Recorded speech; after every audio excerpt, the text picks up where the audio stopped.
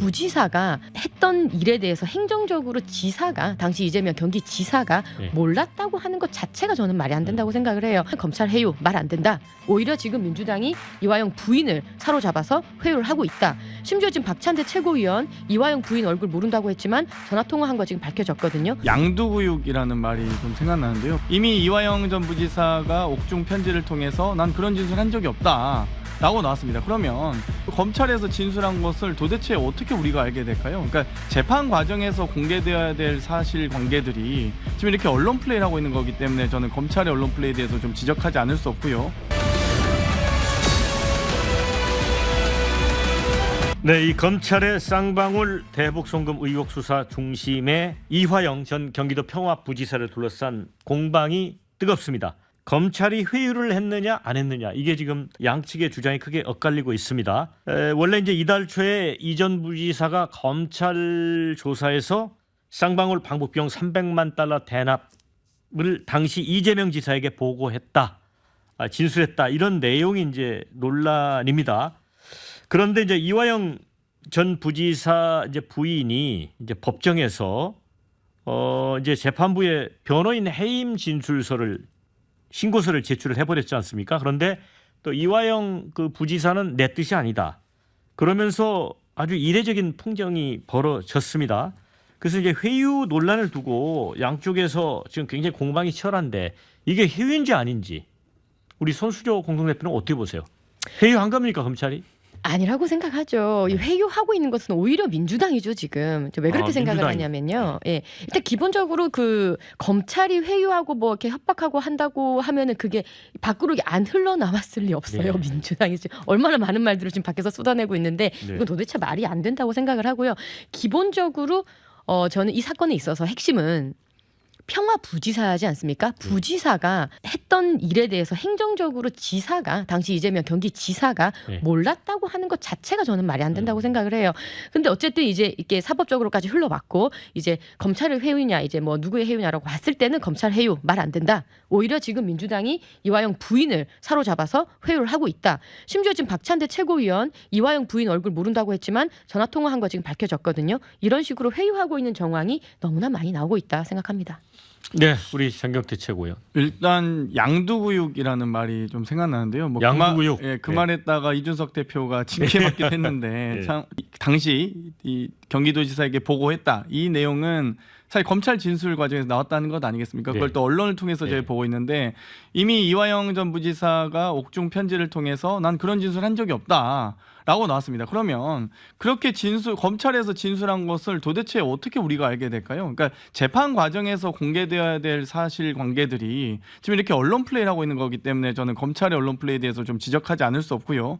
또 한편으로는 저희가 면회를 가서 뭐 회유한다, 전화 통화로 회유한다. 지금 구속이 1년여 이상 거의 1년여 가까이 되고 있는데요. 사실 1년간 이 한 사람을 정말 고립시키고 압박하고 회유하고 여러 가지 바게닝 등을 통해서 하는 이 소위 회유인지 압박인지 협박인지 모를 이 검찰이 할 수 있는 이 방법이 많겠습니까? 아니면 민주당이 야당이 할 수 있는 방법이 많겠습니까? 그래서 이런 것들에 대해서 정말 회유라고 말하는 것도 좀 그럼 검찰은 뭐 아무런 힘이 없는 조직이냐라고 검찰을 너무 무시한 발언이지 않나 이런 생각이 들고요. 또 한편으로는 마지막 이 대북 송금 800만 불에 대해서 정말 이 부분도 좀 저는 뭐 미국 CIA를 압수수색 하실 건지 모르겠습니다. 이 대북 제재, 유엔과 미국의 경제 제재를 받고 있는 북한에 대해서 쌍방울 정도의 기업이 또 경기도가 어떤 이 직권을 남용해서 어떤 특혜를 줄 수 있는지 그 부분은 명확히 밝혀져야 되거든요. 그렇게 밝혀지지 않고 있는 부분에 대해서도 말씀드릴 수가 있겠고요. 또 김성태 회장에 대해서도 여러 가지 범죄 사실 의혹이 있다면 50억 원 이상의 외환을 유출할 경우에는 지금 외국환 관리법에 의해서 지금 수사받고 있거든요. 근데 이거는 징역 1년 이하입니다. 사실 특가법에 의해서 국외재산 반출이라든지 국가보안법 위반이면 국가보안법은 10년 이하의 징역, 또 특가법은 무기징역 또는 10년 이상의 징역을 선고하게 되어 있습니다. 근데 왜 이렇게 솜방망이 법만 적용해서 이게 기소독점권이 있으니까 이렇게 1년 이하의 징역짜리 이렇게 벌금형도 가능한 외국환 관리법으로 지금 수사하고 있는 거잖아요. 그러니까 저는 김성태 회장도 제대로 국가보안법으로 수사하시고 뭐 여러 가지 지금 이화영 부지사에 대한 여러 가지 범죄 사실이 있다면 거기에 대해서도 지금 별건으로 뭐 쌍방울 법인카드 사용했다 이런 거 다 별건 수사잖아요. 그러지 말고 재판에서 다 네. 나왔으면 좋겠습니다. 네. 자, 그런데 이제 회유 논란과 관련해서 한동훈 법무장관은 이런 얘기를 했습니다. 국회의원까지 지낸 이전 부지사를 회유하고 압박할 정도로 그렇게 좀 간이 큰 검사가 있겠냐.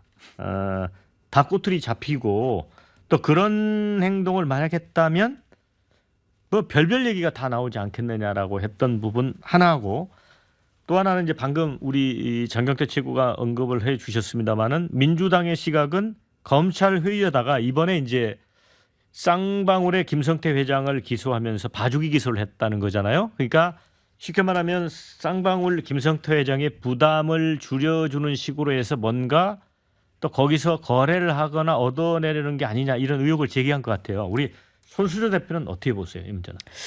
그러니까 어쨌든 회유 그 부분은 뭐 한동훈 장관 말씀하신 게 방금 제가 앞서 말씀드린 거랑 같은 것 같아요. 사실 검찰이 그렇게 했다면 이게 가만히 있겠습니까? 난리가 났을 거예요. 그래서 저도 아예 말이 안 된다고 생각을 네. 하고 있고요.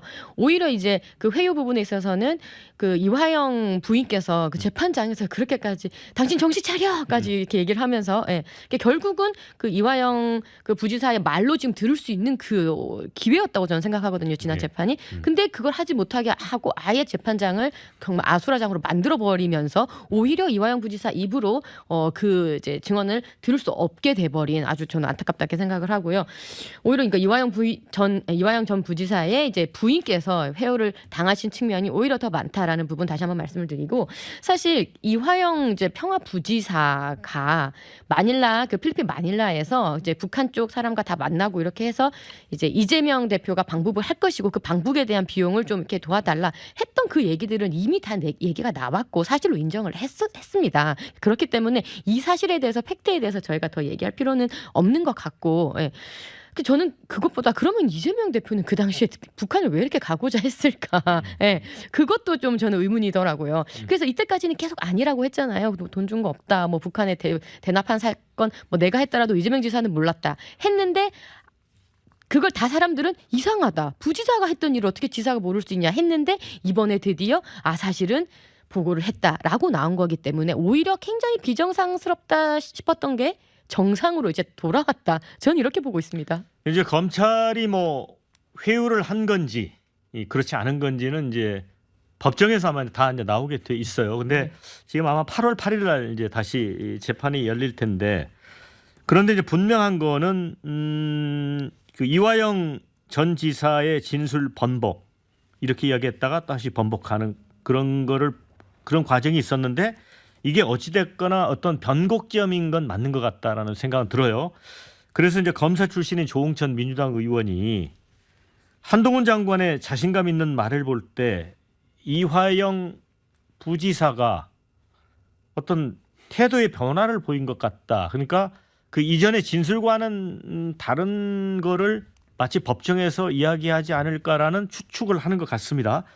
그러면서 8월 16일 이후 또 정기국회인 9월 1일 이전에 영장을 청구할 가능성이 있다 이렇게 얘기를 했거든요. 장경태 최고위원. 이거 그렇게 될까요? 뭐 일단 앵커께서 그렇게 강큰 검사 있겠냐라고 하셨는데 그렇게 강큰 검사가 있죠. 우리가 윤석열 한동훈 검사를 잊을 수가 없는데요. 정윤회 사건, 최순실 국정조사, 또 이명박 박근혜 수사 다 이 한동훈 윤석열 검사가 하셨던 그 강큰 검사고요. 이 정권이 얼마나 겁도 없으면 이렇게 5년짜리 정권에서 이렇게 하시는지 잘 모르겠는데요. 결국 국민이 이길 거라는 말씀을 더불어 드리면서 쌍방울 김성태 회장 귀국하면서 어땠습니까? 변호사비 대납 의혹이 마치 사실인 것처럼 언론 플레이 열심히 하시다가 결국 그 말 쏙 들어가고 이제 대북 송금 얘기가 나왔습니다. 대북 송금도 혐의가 입증되려면요.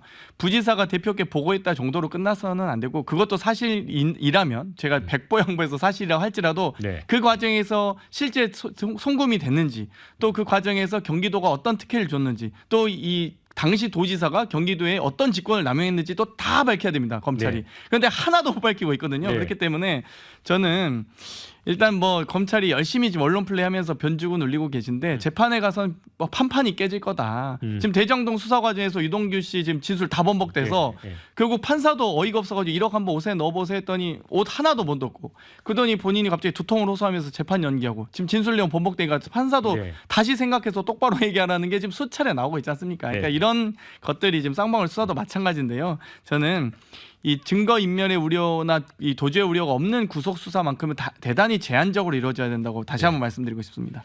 네, 우리 장경태 최고위원은 뭐 이번에 조홍천 의원의 촉은 좀 감이 떨어진다 이렇게 보는 것 같습니다. 아니 이제 체포 동의안이 뭐 그러니까 일단 조홍천 의원은 뭔가 있는 것 같다라고 하셨지만 모르겠습니다. 그 근거는 있으신지 뭐 검사 출신이셔서 제가 뭐 다른 말씀은 안 드리겠습니다만 근거가 좀 있어야 된다 주장을 하시려면 그렇게 좀 다시 한번 말씀드리고 싶네요.